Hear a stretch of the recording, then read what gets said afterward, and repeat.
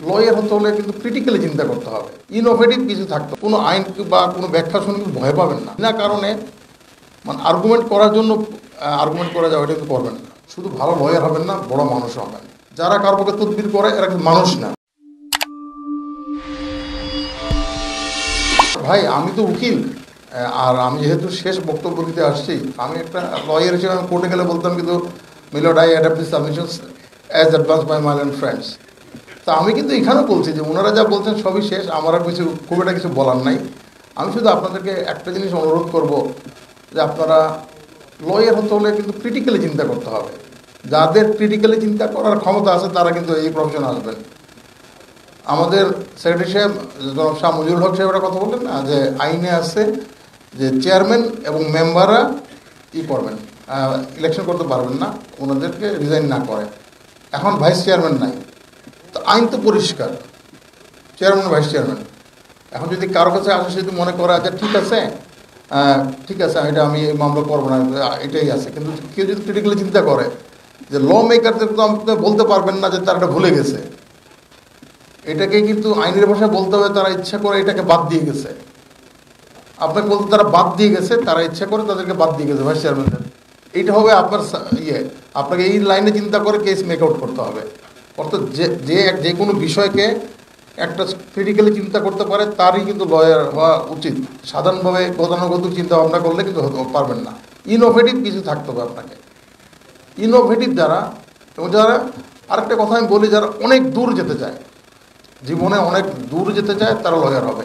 ওই যে বলতেছে না 2 বছর 5 বছর, এগুলো একদম ভুলে যাবেন। প্রথম যখন আসবেন ওইগুলো কীভাবে কেটে যাবে জানবেনই না। আসে বন্ধুদের সাথে গল্প করবেন, কাজ করবেন, ওই এসব মানে টাকা পেলেন না পেলেন কিন্তু মনেই থাকবে না। যখন একটু পরে কাজ করবেন, কষ্ট করবেন, চেম্বারে যাবেন, লেখাপড়া করবেন, দেখবেন আপনাকে ডেকে নিয়ে আপনাকে পয়সা দিচ্ছে। কারণ টাকাটা কিন্তু আপনাকে কেউ দিবে না, আপনাকে আর্ন করতে হবে, এবং আর্ন করার জন্য আপনাদের করতে হবে।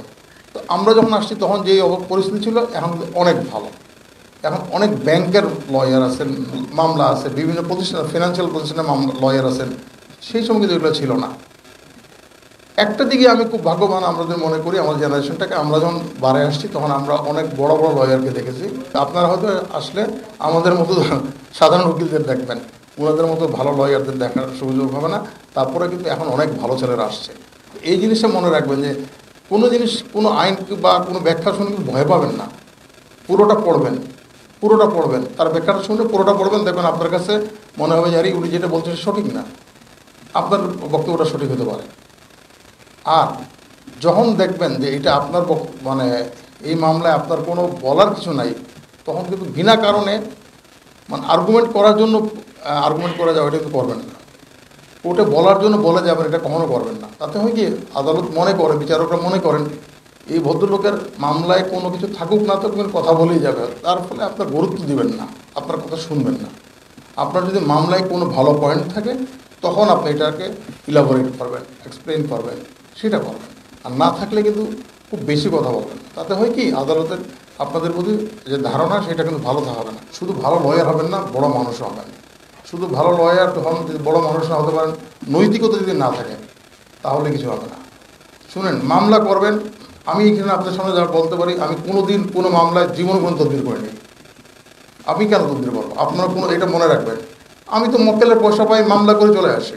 যারা কারো পক্ষে তদবির করে এরা কিন্তু মানুষ না, অন্যের অধিকার নষ্ট করে তারা। জীবনে কোনোদিন কোনো কাউরে ব্যক্তিগত বন্ধুকেও বলবেন না যে ভাই তুমি এটা করো, এটা কোনোদিন বলবেন না। আপনাকে জবাব দিতে হবে একদিন, দাঁড়াতে হবে একদিন। কার সামনে? এই যত নামাজ পড়েন কোনো কাজে লাগবে না যদি শেষ বিচারের দিন এই অপকর্মের জন্য আপনাকে দায় নিতে হবে। এই জন্য সবাইকে বলি, নৈতিকতা বজায় রাখবেন, লেখাপড়া করবেন, অনেক দূরে যাবেন। বিশ্বাস করি আপনারা সুপ্রিম কোর্টে আসবেন, সুপ্রিম কোর্টে জজ হবেন, এবং আপনারা একদিন এই দেশে নেতৃত্ব দেবেন। সবাই ভালো থাকবেন, সবার জন্য শুভকামনা। ভালো।